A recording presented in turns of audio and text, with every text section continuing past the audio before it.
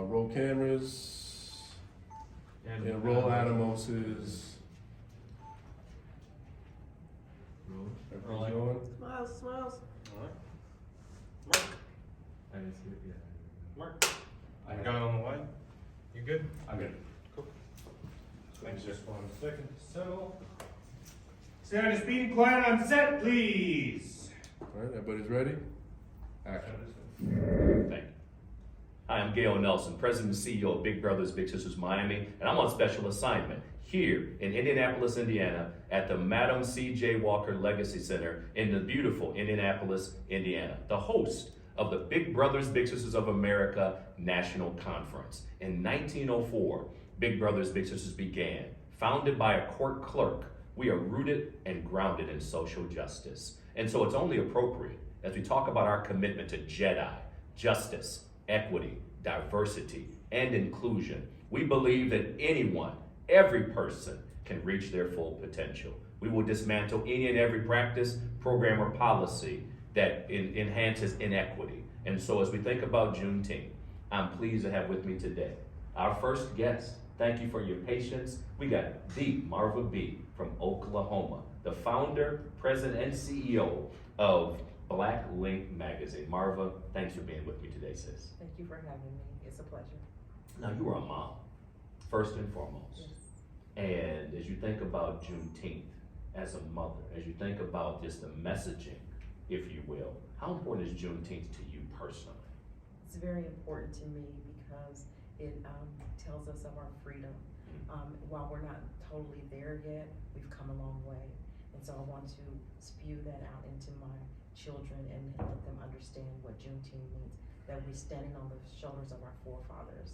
And so that's important for us. And as we think about that, Marva, you know, Juneteenth, 1863 Emancipation Proclamation ended slavery, you know, for Black Americans. But yet, 2 years later, there were still people that didn't know and were just informed, Galveston, Texas, that they were free. And so we've come a long way. But as you said, when you think about the striving for more and more equity, making sure that there's representation, as a Black woman, as a business owner, we're sitting here in the Walker Legacy Theater. Yeah. So as a Black woman, and let me just pause for a minute.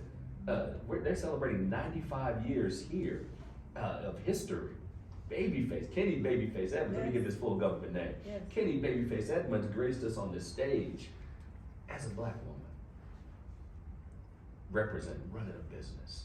What's your message to all women out there that they can be not only business owners, but they can also impact the next generation as well? Absolutely, we can be and do anything that we put our minds to.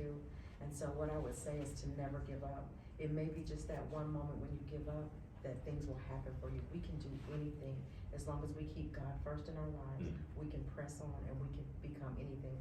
Madam C.J. Walker, the first millionaire Black woman. Say it again. We can do anything. Anything's possible. Businesswoman, philanthropist, civil rights activist. So you're not limited to just doing one thing. And I think as we celebrate the legacy, you know, of Madam C.J. Walker, and to have a Black business owner, a Black woman is my first guest on this national podcast on Juneteenth. We're hitting everything. Yes. But let's talk about messaging for a minute. Oftentimes, you're in the media business. Yes. And sometimes a narrative can be portrayed. Right. Sometimes when you think about it, all you see on TV, or all you see in print, is just a negative image of youth, negative image of Black women, Black men. It really can hurt relationships with anybody. Because as an organization, we serve all children, all youth, everywhere. So talk to me about the power of messaging. It's important to educate yourself. In order to get the message out, you have to know what you're speaking about. So I think educating yourself to know a little bit more about what you're speaking on, then you can say that when we talk about the narratives and the stereotype that are placed on us, get to know me before you judge me. Relationships.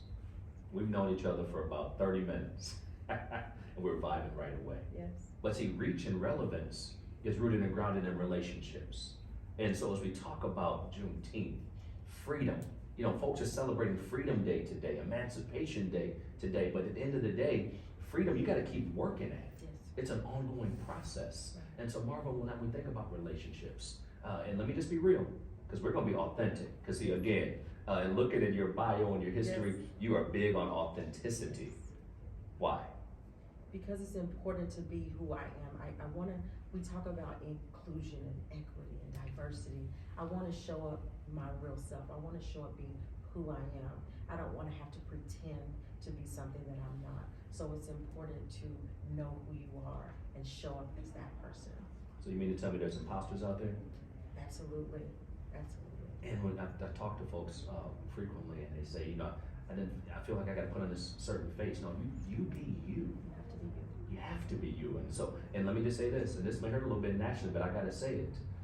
Even amongst black businesses, organizations, any organization, quite frankly, sometimes relationships are transactional in business. Let me zoom out, because we keep it real. If we're gonna have a Juneteenth podcast talk about freedom, we gotta talk about just so many transactional relationships where people, it's like, let me just get what I can from you and that's it. Thank you very much, I got what I need. And so if organizations are going to partner with black-owned companies, with fraternities, we're gonna have a number of guests today, we have to be mindful of not making relationships transactional. I've experienced that with folks who look like me and those who do not. Yes. This is about humanity.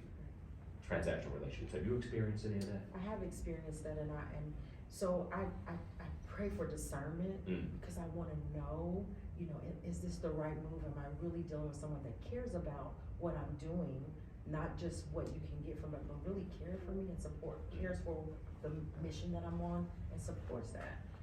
And so you just have to have that discernment to know, because I've been there and done that. It hurts. It hurts because I'm an authentic person, and I think people should be like me and just be real, but at the end of the day, they're not. And so I think it's just about having discernment and knowing who to do business with. And as we talk about business, Big Brothers, Big Sisters is in the business of igniting the power and promise of youth. That's how we move forward. Yes. I'm gonna end with the toughest question of all. Your favorite Babyface song. We're here at the Walker Legacy Center. 2 days ago, we both were able to celebrate legacy, authenticity, to celebrate relationships. And it was beautiful because you saw in that audience every background, because music is a language, you know, and of course, so what is your favorite Babyface song? Lovers. Lovers, that's all right. That's all right. Now, one of the things go ahead. But it's so many. So No, you only get one, I sister, all these. I get to do one, so I'll say Lovers off the top of my head. But now, you know what struck me? When he took us on that journey, we talk about relationships. Yes. I had no idea how many artists that he impacted, how many songs he wrote. And that's the journey of mentoring. We impact, it's a gift that keeps on giving, if you will. Not to sound cliche, but Drew Hill, Midnight Star, Tevin Campbell, can we talk? Bobby Brown. We got Whitney Ted DeRoney. Houston. Oh, Swoop What? Swoop. This catalog is amazing, No and doubt. it is relationship building. Relationship building. Yes. So again, thank you for what you're doing, sister. Thank you. I mean, as we think about just what you're doing with Black Link Magazine, keep the positive message going forward. We're here on Juneteenth 2022. Yeah, from 1863 to 1865 to 2022. And guess what? We got more work to do. There's more work to do. I'm ready. Yes, keep doing what you're doing, sister.